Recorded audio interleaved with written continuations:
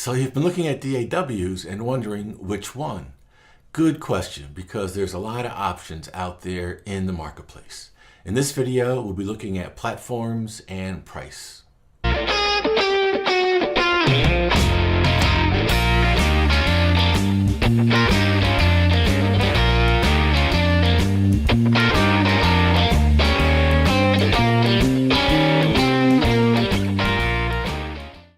Alright, so let's start with the freeware. This is a platform grid, and as you can see, Audacity runs on Windows, Mac, and Linux. Pro Tools First and Studio One run on Windows and Mac.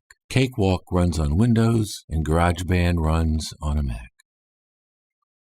And just a note, Audacity, Cakewalk, and GarageBand are products unto themselves, whereas Pro Tools First and Studio One Prime are scaled down versions of their fully featured products. So basically they're giving you an opportunity to try before you buy.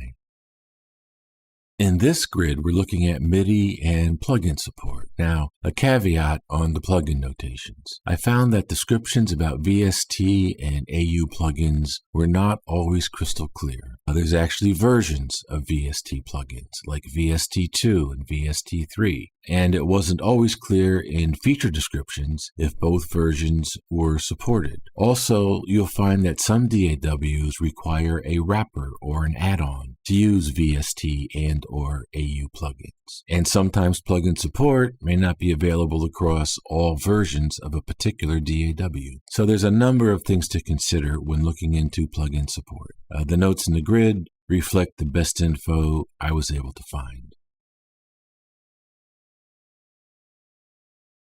So here is the platform grid for the fee-based products. Now, in this grid, you'll notice I added a column for networking. There is something called a link feature developed by Ableton. BITWIG and Reason make use of Ableton's link feature. And Cubase and Pro Tools offer a cloud collaboration feature. Needless to say, I found lots of opinion and discussion about networking. If you're interested, you can find more information on websites, forums, and on YouTube. Alright, so a lot of information on the MIDI and plugin grid for the fee-based products. This grid shows all of the various versions of each of the products I reviewed. There may be 2, 3, or even 4 versions of a single product. And for the cost, instead of showing each price point, I organized the cost into ranges. Now you may notice I labeled the cost column as Initial Investment. This is because as time goes on, your DAW will offer upgrades, maybe free, maybe not. And again, this was another topic for discussion in user forums, something you may want to look into before making a purchase. Alright, moving on, let's take a look at some of the versions.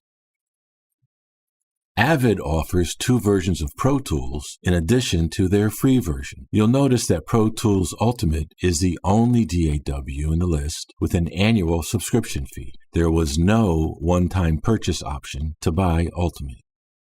PreSonus offers 2 versions of Studio One in addition to their free version, and there are 3 versions of Ableton Live.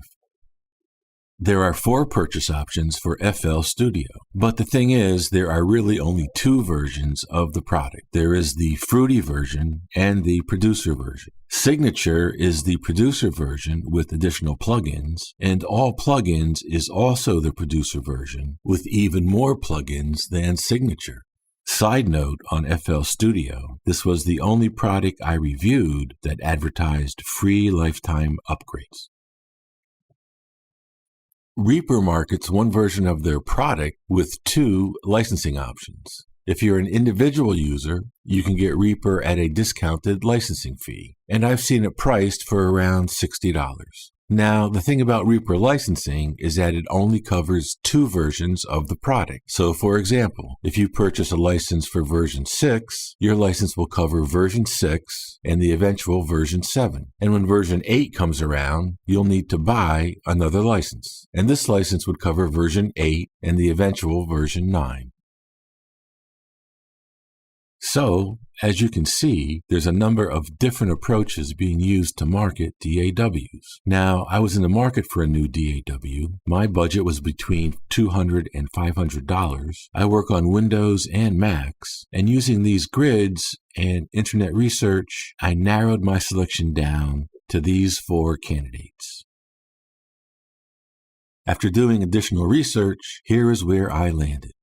Reaper was a good fit for me, runs on Windows and Macs. I have found folks in the user forums to be very helpful. There is a really good set of tutorials on their website, and the single user license at $60 for 2 versions was well within my budget. Now, I participate in forums and Facebook groups, and very often someone will post, which DAW should I get?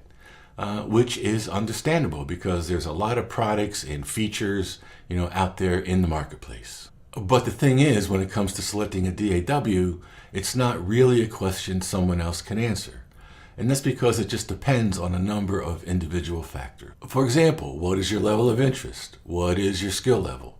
What platform or platforms do you plan to run on?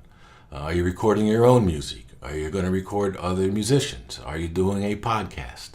Are you doing voiceover work?